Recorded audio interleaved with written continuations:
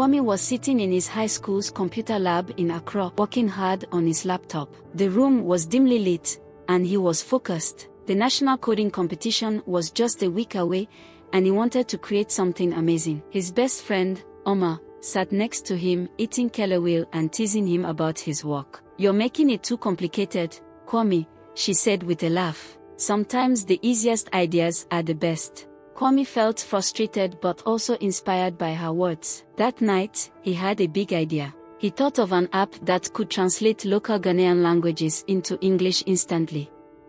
This could help people in rural areas who struggled with language barriers. It was a simple idea, but it could change lives. He didn't know it yet, but this app would change his life too. The day of the competition came, and Kwame was very nervous.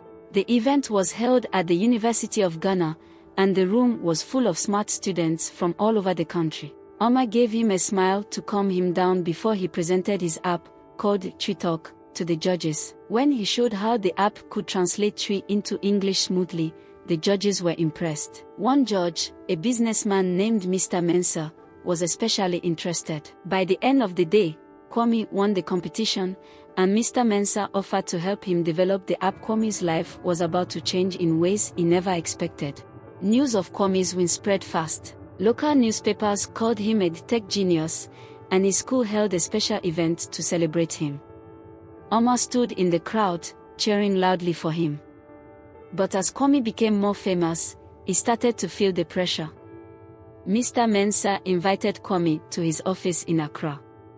The office had a great view of the city. Mr. Mensah offered Kwame a deal. He would invest $100,000 into TwiTalk in exchange for a 30% share.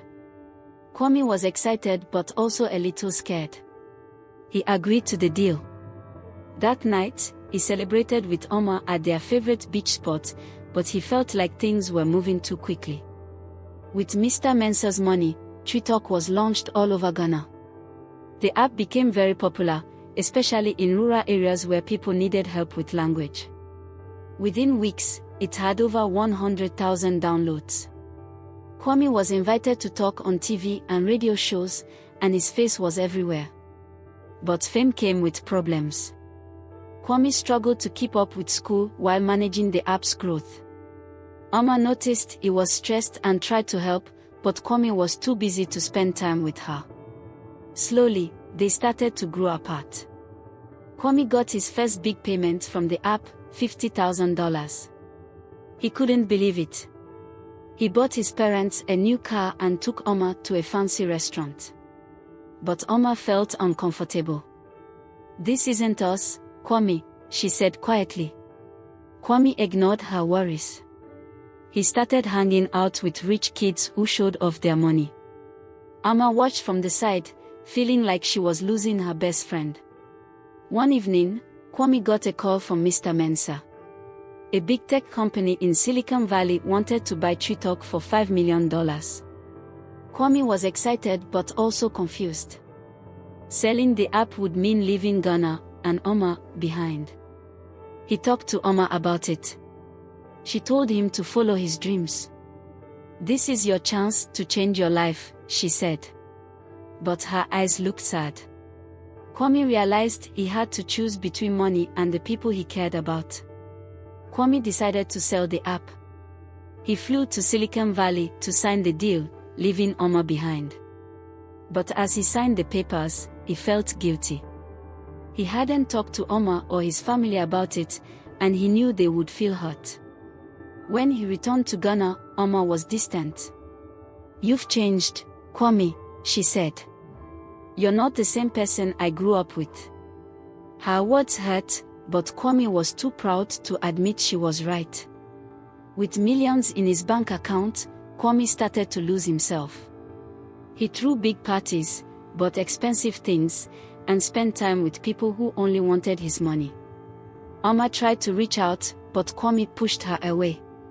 One night, after a wild party, Kwame was alone in his penthouse. He realized he had everything he ever wanted except happiness. Kwame's parents sat him down for a serious talk. "Money isn't everything," his father said.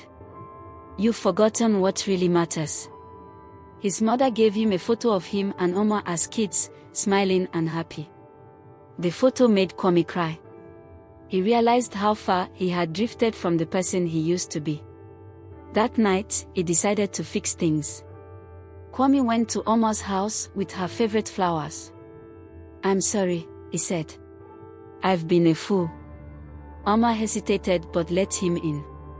They talked for hours, remembering their childhood and the dreams they once shared. For the first time in months, Kwame felt like himself again. He realized that true wealth wasn't about money but about the people who mattered. Kwame decided to use his money for good.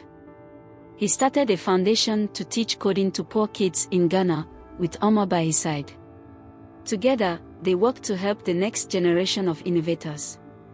At the foundation's launch event, Kwame felt proud. He had finally found his true purpose. Kwame and Omar's foundation, Code Ghana, held its first workshop in a village outside Accra. Many students came, excited to learn. Kwame showed them how to write simple programs, and Omar helped teach them. She was patient and kind, and the students loved her. By the end of the workshop, the students had made their first apps, simple but working. Kwame felt proud. "This is what it's all about," he whispered to Omar. She smiled, knowing he had found his calling. As Kwame and Omar spent more time together, their bond grew stronger. They laughed, shared ideas, and even argued about the best killer whale spots in Accra. Kwame started to see Omar in a new way, noticing how kind, smart, and supportive she was.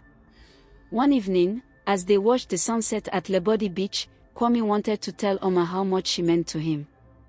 But he was scared. What if she didn't feel the same way? Kwame's old rival, Kofi, came back to Accra after studying abroad. Kofi had always been jealous of Kwame and tried to compete with him.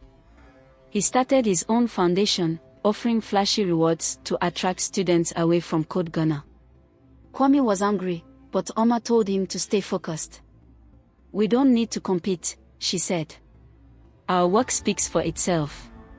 Her calmness helped Kwame see that Kofi was just insecure. Even with Omar's support, Kwame started to doubt himself. Kofi's foundation was doing well, and Kwame worried that Code Ghana would fail. He spent nights thinking about how to beat Kofi, forgetting about his own foundation. Omar finally talked to him. "You're forgetting why we started this," she said. "It's not about winning, it's about helping others." Her words made Kwame realize he needed to focus on their mission. Kwame decided to make Code Ghana bigger. He worked with local schools to add coding to their classes, so every child could learn. Omar helped organize everything, working with teachers and schools. The plan worked.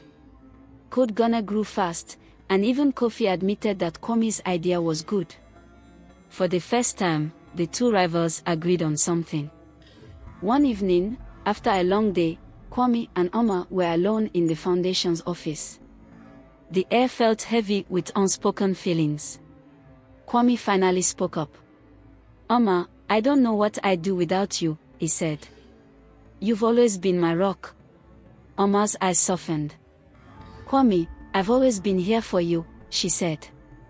"But I need to know, what do you really want?" Kwame took a deep breath and told her the truth. He wanted her by his side, not just as a friend, but as something more. Kwame and Omar's relationship grew.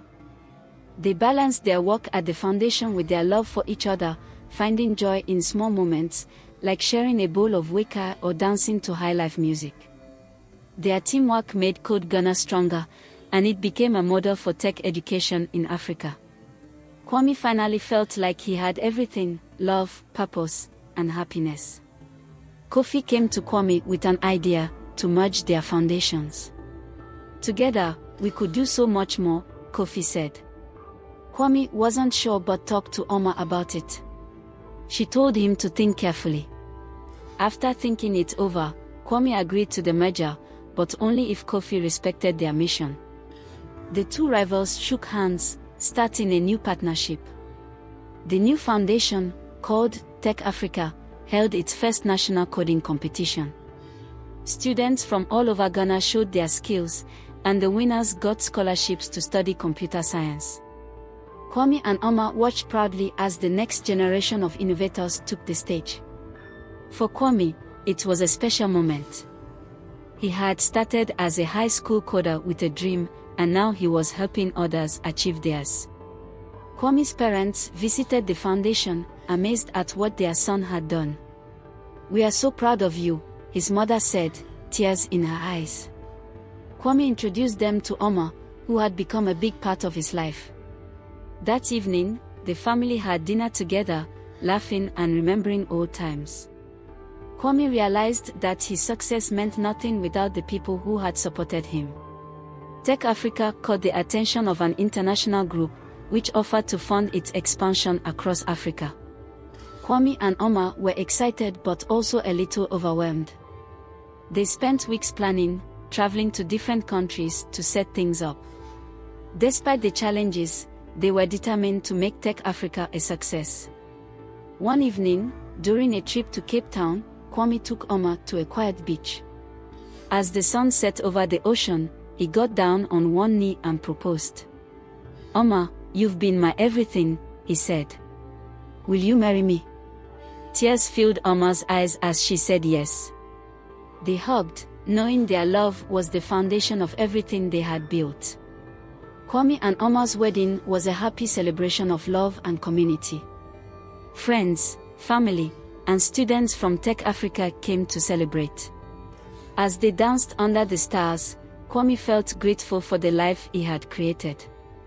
They promised to keep working together, using their love and passion to inspire others. Years later, Tech Africa had helped thousands of young people across the continent. Kwame and Oma, now parents to a young daughter, watched as their foundation's graduates went on to create their own innovations. As they stood hand in hand, Kwame thought about his journey. He had started as an accidental millionaire, but he had found true wealth in love, purpose, and the impact he had made.